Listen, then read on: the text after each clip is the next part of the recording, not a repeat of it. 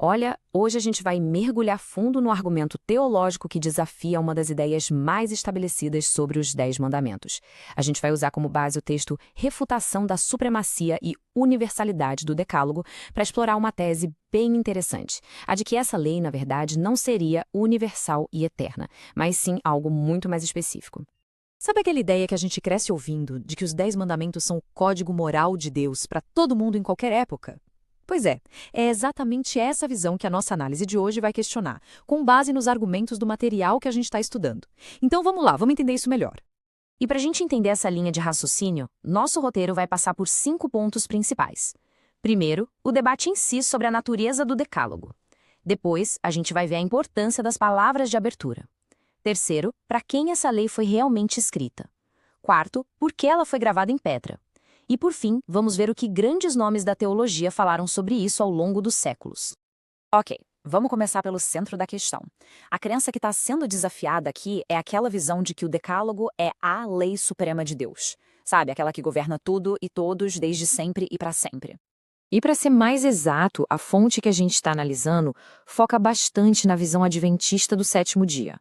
Essa visão defende que o Decálogo é a lei máxima que vale até para os anjos no céu, que já existia antes da humanidade e que obriga todo mundo, em qualquer época.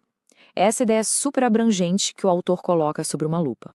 E agora a gente chega na primeira grande evidência que o autor apresenta.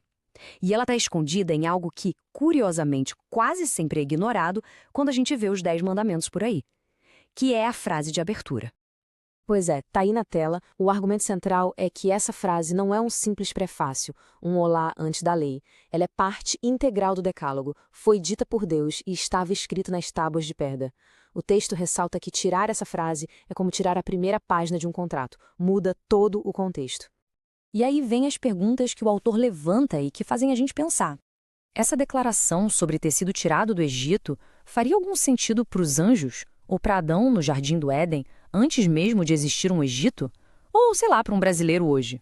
O ponto principal aqui é que essa abertura já define um público muito, muito específico. E olha, a analogia que o autor usa para explicar isso é simplesmente genial. Pensa assim, uma lei de um estado americano, como Michigan, começa dizendo quem a está promulgando e sobre quem ela tem autoridade.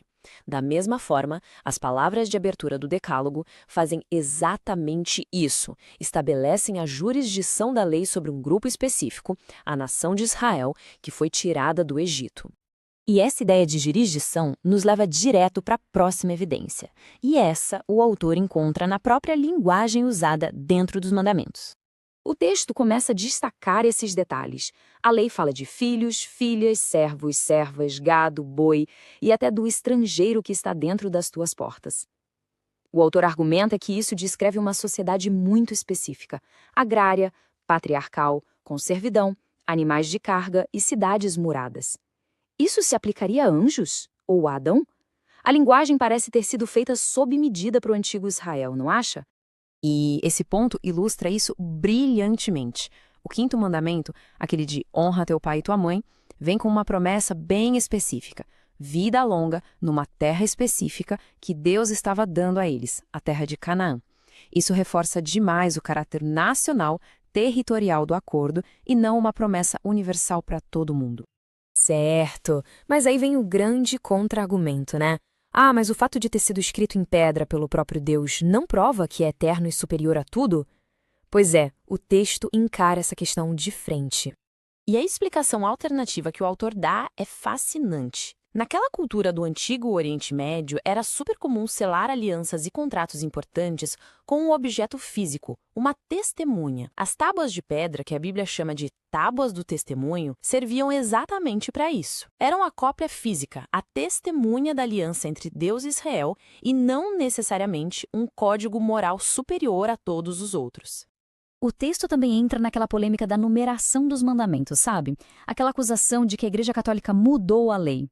O que esse slide mostra é que, ao longo da história, sempre existiram pelo menos 3 formas diferentes de dividir os mandamentos. A divisão católica, que vem de Agostinho, é super antiga, então não se trata de uma alteração recente para esconder um mandamento, como alguns dizem. Para fechar o argumento, a fonte mostra que essa ideia do decálogo ser específico para Israel não é nenhuma novidade radical. Muito pelo contrário, ela tem uma longa e respeitável história dentro do pensamento cristão. Dá uma olhada nesse exemplo de Justino Mártir, um dos primeiros pais da Igreja, lá no século II. Ele já contrastava a lei antiga dada em Horebe, dizendo que ela foi revogada por uma nova lei. Bem direto ao ponto. Agora vamos dar um salto no tempo, para a Reforma Protestante. A fonte cita ninguém menos que Martinho Lutero. A posição dele, como apresentada aqui, é bem clara. O Decálogo foi dado aos judeus e não se aplica da mesma forma aos cristãos.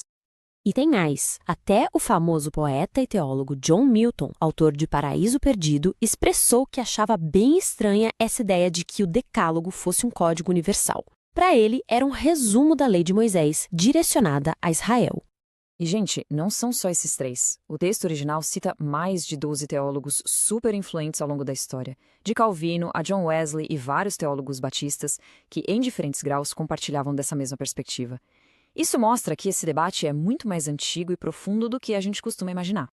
Então, resumindo a ópera, ao analisar as palavras de abertura, a linguagem específica e o propósito das tábuas de pedra, a fonte constrói um argumento bem sólido de que o Decálogo era, na verdade, uma aliança nacional com Israel.